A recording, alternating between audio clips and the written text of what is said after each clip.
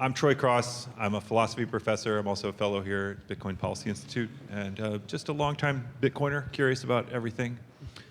And we're really honored and pleased to have with us today Brian Consolvo, who's a partner at KPMG. We demoted him in our introduction. He's not a managing director. He's a partner now. And Brian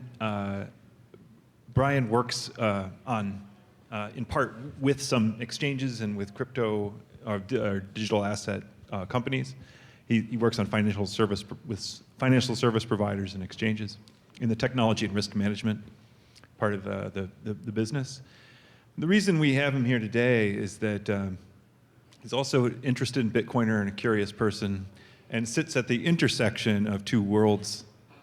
And he wrote a report last year called Bitcoin's Role in the ESG Imperative that was really quite groundbreaking and the first of its kind, hopefully the first of many. Hopefully you won't be special, Brian, in the future.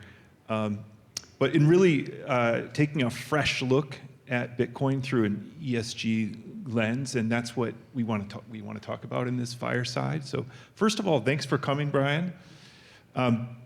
If we can get into it, the plan is we'd like to talk about what prompted the report, talk a bit through the substance of the report, the S and the G, and then how it's been received, and then where we can go from here.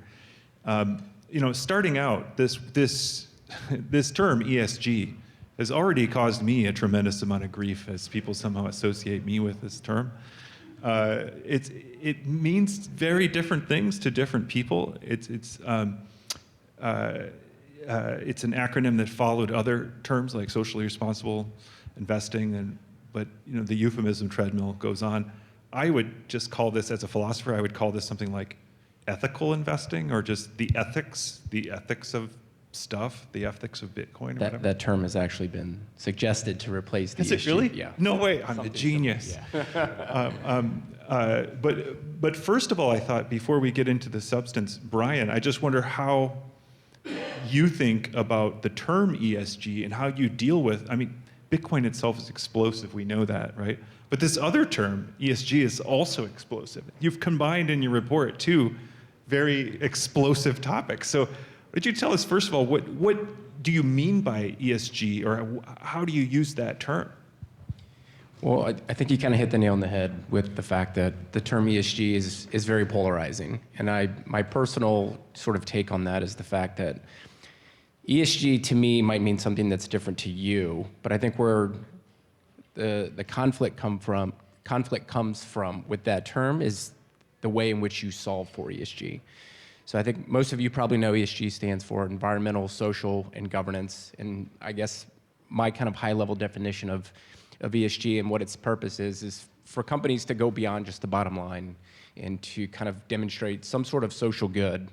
Now, I think as many of you are probably well aware, the E and the S and the G don't get the same amount of media attention. I think it kind of starts at the E and kind of goes on down. I don't think many people ever even talk about the governance aspect of it.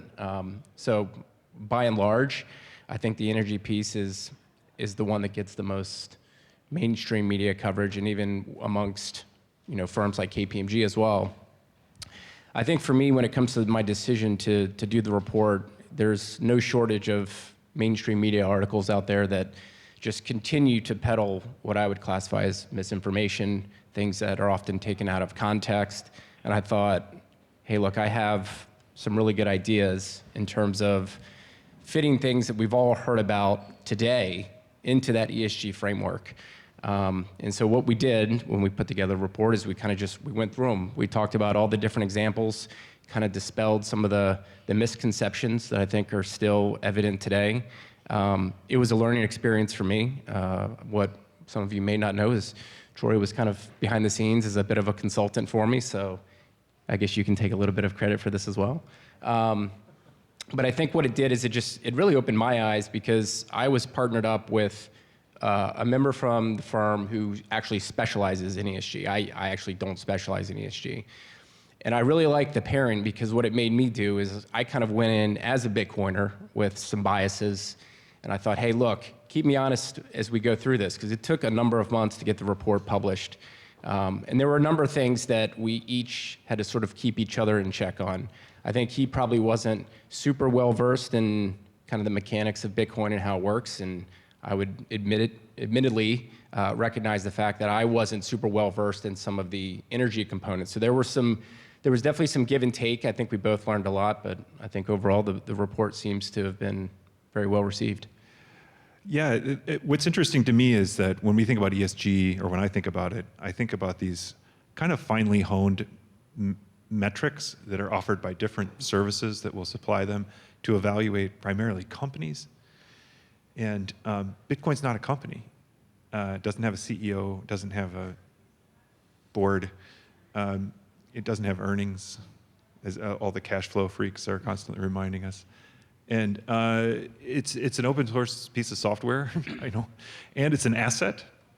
And then there is this industry that's sort of aligned with the asset, that's the mining industry, and that's composed of companies, which can be evaluated as ESG companies. But Bitcoin itself as an asset, it's hard to fit into that framework. And what I liked about the report, and you should all read it if you haven't, is it just took the E, the S, and the G as just genuine questions, like, how does this thing, what are its impacts and what is its potential along these different dimensions along which something can impact the world.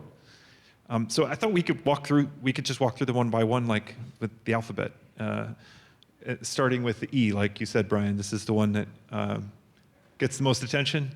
It's the part that got me sucked in a way.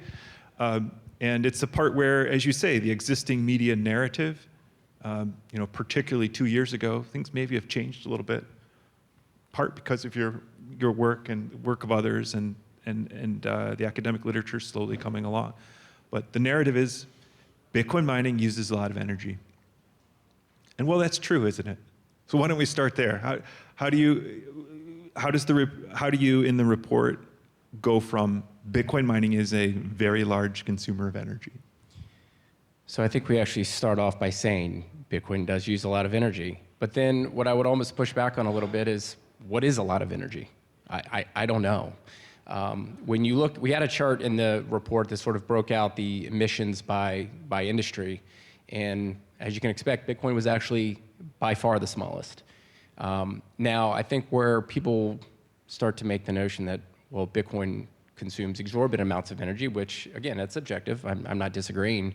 But I think it's the fact that it's using a lot of energy to do something and create something that other people just don't find value in. And I think that's when it's very easy to go from Bitcoin consumes X amount of energy to, oh my gosh, it's going to boil the oceans. And I think that's really what I found out as I was doing the report. And then after I made some various appearances afterwards to discuss the report, you start sort of questioning and really diving into some of the things that you put in the report. And I think that was ultimately the conclusion that I came to is I think people just criticize Bitcoin because they see no value in it. And then when someone sees no value in something, even a fraction of energy used is what they would consider wasteful. Yeah, it's almost like on the S side, they have a negative score, and so the E side is kind of irrelevant almost, or it's all wasteful. Supposing we think Bitcoin has some value, and recognizing that its energy use is still less than 1% of all electricity and whatever 0.5% of primary energy or something. In that range, something in that range, Margot. We don't know precisely. But supposing it's there, and that is what it is, like 1% of electricity. It's a lot to some people. It's a rounding error to other people, depending on who you talk to. But how is Bitcoin's energy use, how should you think about its energy use when you think about its environmental impact? So this is something that I sort of became much more well-versed on once I started doing the report, but I always encourage people, don't think about the energy that it's using, think about the emissions that it's actually putting into the atmosphere. And as we've heard today through a number of great speakers that kind of walk through the mechanics of mining and the fact that it can help with reducing methane that gets emitted into the atmosphere through use of flared gas, mining at landfills, a number of really novel and innovative ways, you start to see that its energy footprint is actually pretty significantly lower than what most people think. I think most people assume it consumes this exorbitant amount of energy. I mean, at the end of the day, we also all need to realize that the average person out there on the street probably has not the slightest bit of interest in Bitcoin. And I think that's something that is slowly changing. But that, again, is just something that I think a lot of us probably take for granted because we all are very involved in this space. We're very passionate about it. But to kind of put those figures out there that it even uses almost 1%, I think a lot of people that don't have any interest in it would be sort of taken aback by that. But again, I think you really have to look at the emissions, which is what's defined as scope 2 emissions. I think we talked about that a little bit on the prior panel. I think that's when you start to see that if you look at some of the charts that are out there, Bitcoin's renewable energy use is actually kind of up and to the right. I don't think very many other industries can vouch for that. All right, let's move on in the alphabet to the S. What are the social impacts of Bitcoin, and how do you think about that? How do you frame the question of the social impacts of Bitcoin? Yeah, I think I would point everybody back to 3 amazing speakers that came on this morning, human rights activists that gave some pretty compelling stories about how Bitcoin was ultimately a lifeline for them. And I think a lot of us in the United States or any Western developed country really take those things for granted. At the end of the day, if we think about even the US dollar, which I know Bitcoiners love to attack, but at the end of the day, generally speaking, it works pretty well for all of us. There's a lot of people in other countries who are not so fortunate. If you look at a number of countries that are out there who have experienced major hyperinflation, I think Bitcoin was a lifeline for them. I think where you're seeing a lot of Bitcoin adoption is in these very same countries that are having their savings debased literally overnight. The other example that I always kind of highlight is the fact that the payments industry alone, when we talk about how expensive it is to just send international remittances. I love to give the example, and this was one of the first things I came about when I first got into Bitcoin, is if you wanted to send an international wire from here to Australia, if Troy sends the wire right now, I can go downstairs, go to the ATM, drive to the airport, fly to Australia, take an Uber, take it over to whoever's house I'm sending it to, and hand them the money faster than that wire will get there. In this day and age, I don't see how anyone can think that that's okay. If you can't recognize just that one use case in terms of what it can solve for, I mean, that was just very eye-opening for me. What about something else you talk about in the report? Bringing energy to people who don't have it. What's the potential for social impact there? Yes, one of the things we highlighted is some of the work that Gridless is doing in parts of Africa. There is a substantial number of people in various parts of Africa, especially rural Africa, who don't have electricity. And again, I think for us here in the United States, I can't even begin to imagine what life would be like without electricity. I think for many of us, that sort of underpins what we would consider human civilization.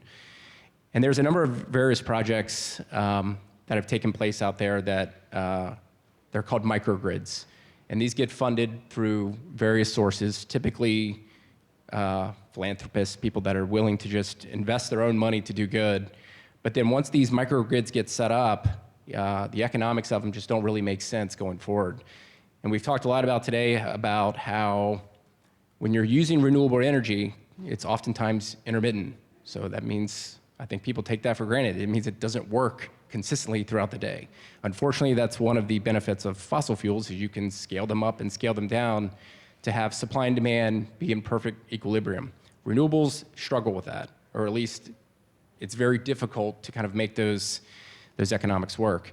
So what this company Gridless did that we highlighted is they have basically co-located Bitcoin mining facilities around these microgrids, and they've been able to basically monetize that electricity and ultimately reduce the cost of power for people in rural Africa. Alex Gladstein recently did a phenomenal piece on this that was published in Bitcoin Magazine called Stranded. It's a pretty long article, but I would highly recommend anyone in here to give it a read, because I think it's even something that goes far deeper than what the KPMG report did, and really kind of brings to light some of the things that Bitcoin mining is literally changing people's lives in various parts of the globe. Let's not skip the last letter, although it gets the least attention, and it will from us. Yeah. Governance. Yeah, governance is one that you don't really hear many people talk about when it comes to the ESG narrative. But I think the governance aspect of Bitcoin is inherently built into the system. It's decentralized, it's immutable, there's no moral hazard that can kind of incentivize to change anything. I think that piece alone sort of, it just works that way. It's not even, and Troy, you talked about at the very beginning, Bitcoin's not a company, there's no CEO. So how do you even achieve governance? Well, that's kind of the beauty of how it was built. I think the G is a very big deal. Yeah. What we've seen is, like, in this discussion, and this acronym, this much maligned acronym, maybe justly so, an ambiguous acronym, it's actually a helpful way to subdivide the kinds of impacts that Bitcoin has and provide a kind of global framework for how to think about the impacts of Bitcoin. Like, I don't know what you think of today, but it's like a collection of stories and angles and impacts, and it's really hard to put them all under one umbrella. It keeps kind of surprising you in different ways. You can't anticipate what this technology will do. Even what you're saying, Brian, it's like a hodgepodge, right? Just because it's such a fundamental technology. It's like asking what the impact of electricity is, or the impact of the internet, or the written word, or the wheel. Is it good? Is it bad? It's like hard to frame, actually. And your report does a really nice job using the acronym to frame the overall impact of Bitcoin by at least giving us 3 separate bins to put ethical concerns into. And I just wanted to ask one more question, then I guess we're out of time. One more question, which is, the report came out last year. You said it was well received. That's cool to hear. I know it was well received because I got lots of positive feedback. I got a lot of people sending me, my family, and my old friends, who always send me New York Times stories about Bitcoin's destroying the world, finally sending me this report from Brian. But I want to know what your points of resistance are now, and sort of where you think narrative shaping and understanding Bitcoin's impacts on the world goes from here. Okay, we read the report, it's awesome, it's helpful. Where do people get hung up, and how can we do better? It's hard to say where we get hung up.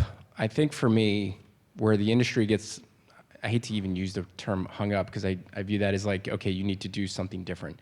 But I think one of the biggest challenges we have, and I think everyone in this room can probably attest to, is if you just look back at the different speakers we've heard today and the different topics we've covered, you almost have to become this quasi-expert in a number of different fields to really get Bitcoin.